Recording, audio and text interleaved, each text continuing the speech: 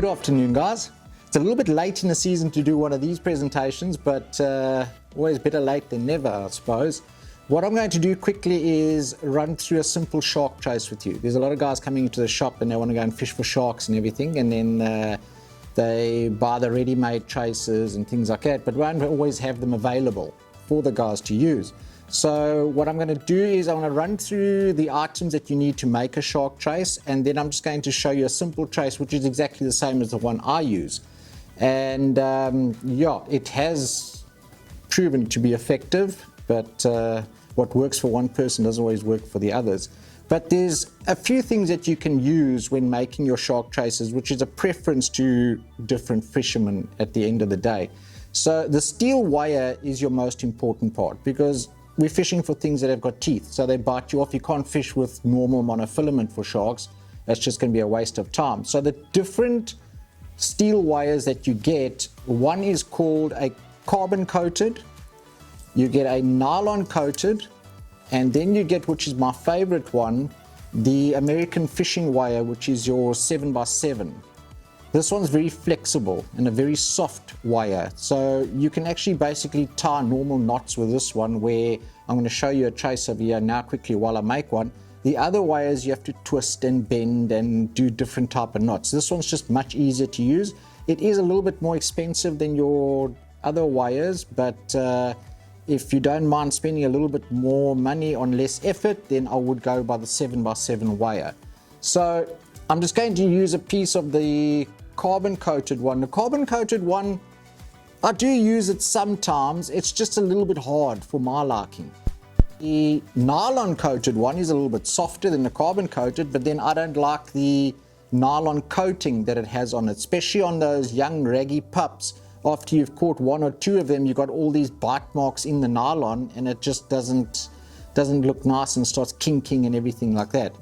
So let's just use a piece of this nylon one.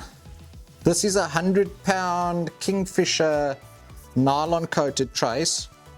So the length you want, you don't want this thing too long. You're looking at about a piece of, what's that, about 90 centimeters that you're going to be using. Cut that off. The first thing you're going to start off with is your hook. The hooks we use, which is my hook that I use, is the Trident Kongs. Once again, it goes according to what you enjoy using for your sharks. You can ask 100 people outside who fish for sharks, and they'll each give you a different favorite hook. Different brand, different make, different size. The hooks are the Trident Kongs 9/0s. So take the point of your wire, come in from the bottom of the hook where the sharp point is. You don't have to go too far in, say about 1.5 inches. Bend that down the shaft of the hook so it sits like that. And then you're going to take your wire and you're going to wrap it up the shaft of the hook and over that little tail end piece. You don't want to go more than about 6 times. You don't want that thing too long. So once you've wrapped it up like that, I'm sure you guys can see it there. See it on this one too. Go all the way down, take the end piece of your nylon, your wire trace that you cut, stick it through the top of the hook, and then pull all of that. If it doesn't hook onto something, pull it all down. Just be careful that that doesn't kink. It must stay a little loop like that. Pull it down and then give it a good old tug so that those circles come into themselves. Now what you do is you take your lighter, keep that tight. You want those circles to stay together. Take the lighter and just melt the nylon or the carbon coated one so that it all comes together on its own. Pull it down again, hold it there for a few seconds so that it cools down. And then you will see it all sticks together, which makes a nice neat little knot. Take your pliers, cut that tag end off, and there's the knot that you're going to have on your hook.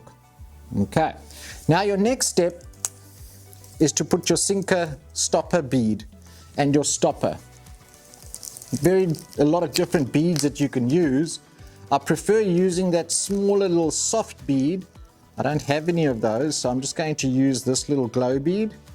But before I do that, I'm going to make my stopper knot. So the stopper knot is for your sinker. Instead of cutting a piece over here, putting a swivel on, and then the extra swivel for your sinker, I'm just going to use a stopper knot over here. Now, how do you do that stopper knot? Take your trace that you're busy with, take your piece of nylon, and you're going to make one big loop over that nylon there. So now you're sitting with a loop like that. So you came from this side, made a big loop, pull the tag end this way. And all you're going to do is take your tag end and you go 1 inside, 2, 3, 4. I'll just do 4. That's all I really need. So then you're going to see it twists over and it makes like a big figure of 8 knot like that. So the secret part to this is you don't want to pull it tight immediately. Pull it to just where the hooks, the knot starts setting into itself. Now you want to measure your distance of the hook trace that you want. So that's about right over there. Always wet all your knots before you pull them tight, otherwise they just burn themselves off. And then on that, you just pull your stopper knot closed. You pull it nice and tight because you don't want that stopper knot to move, especially when you throw and then your sinker slips. Cut that off.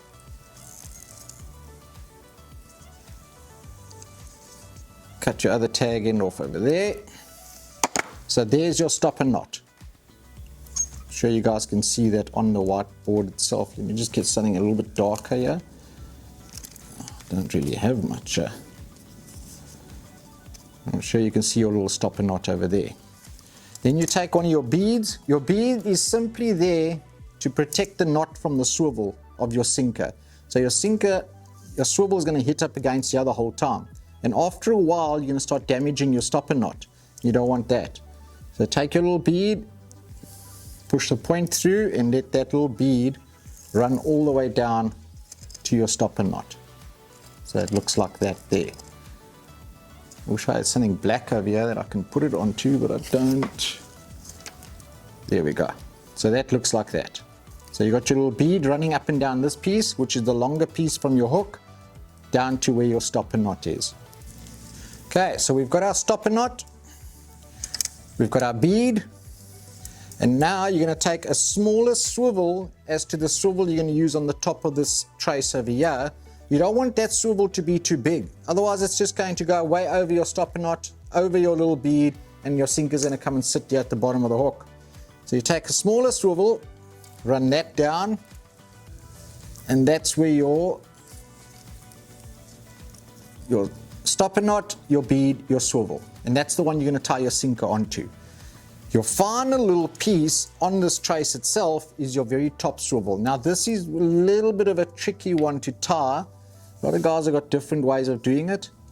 Take the point of your trace into the swivel, make a loop, back into the swivel, and then you're going to take that point into this loop that you've made over here. So you came into the swivel once, came around, back into the swivel again, and you're just going to twist that loop into that point, into that loop. Now I do that normally just 3 times. So now it looks like that. Take your swivel, it must sit in that piece where you made the loops, it must sit over there. And all you're going to do is, you're going to pull that whole thing tight.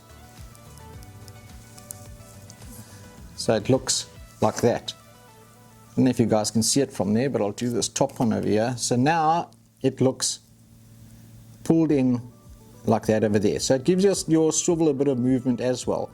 Take this whole big tag end over your main trace and you just do a good few wraps. You don't want this thing to come loose or to slip. As tight a wrap as possible.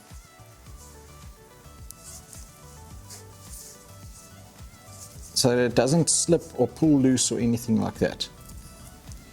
Okay, that is 1, 2, 3, 4, 5, 6, 7, 8, So I've wrapped that 8 times, cut the tag end off, take my lighter, and I just melt all that coating together. Just that stops it from any slipping or coming loose or anything like that. And that is what, that's what that whole knot will look like at the end of the day with your top swivel on. It's going to be a bit difficult for you guys to see it on this camera over here, but I'm sure this top one will pick it up. Just leave it on the white so it looks like that.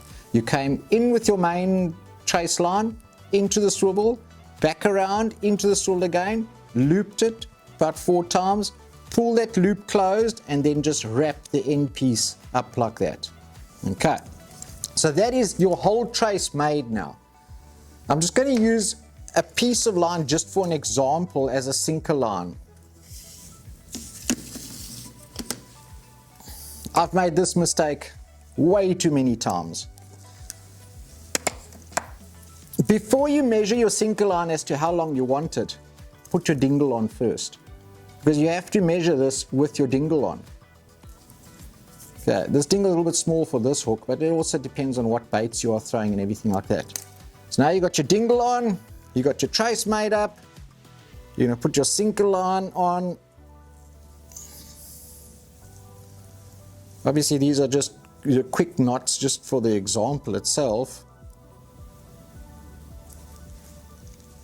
Okay, so that's your sinker line on now. Remember, your sinker runs between those two, from that one up to your top swivel over there. Now you want to measure how long your sinker is, because you remember you clip your sinker. So you're going to bring that down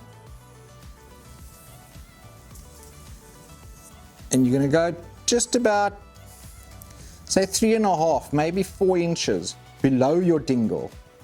You're going to cut it off over there. Sure, I've got a sinker lying around here somewhere. I did have one. Oh, here we go. Okay, take your sinker.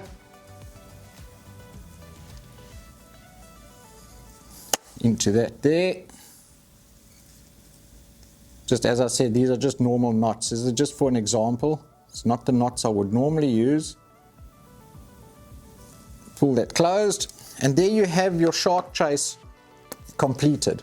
Once you've got your bait on, you're going to pick your sinker up, you're going to clip him onto that there if he does go on, working with one hand. You're going to clip him onto that, and that's going to be your final shark trace. It's as easy as that. The nice thing about it is you can sit at home, sit around a fire, nice and relaxed, make a whole lot of these, and all I do is take the sinker off.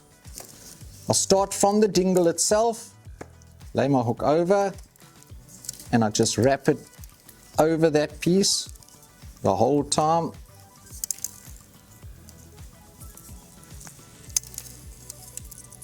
Before I come right to the end, I'll take that, push that through, push it through again, and for the one more time, just for safety's sake, around there. This obviously won't be on yet. And now I take all of this, I put it into a little bank bag, into my pouch, and my traces are ready to be made, ready to be clipped onto my lure clip, bait on, sinker on, throw. If one gets bitten off, you take the next one out the packet, clip that one on, bait on, sinker on, throw. It just saves time from sitting down on the beach, tying knots, doing traces, doing all of this that I've just done over here now, while other people are sitting here bent rods and you're still doing traces. I hope that works for you guys. Anything that you need throughout making your traces, we've got it all here at Angling and Marine. Come and have a chat with me. If there's anything that you couldn't see nicely and anything like that, feel free, pop in. We'll see you guys soon. Tight lines.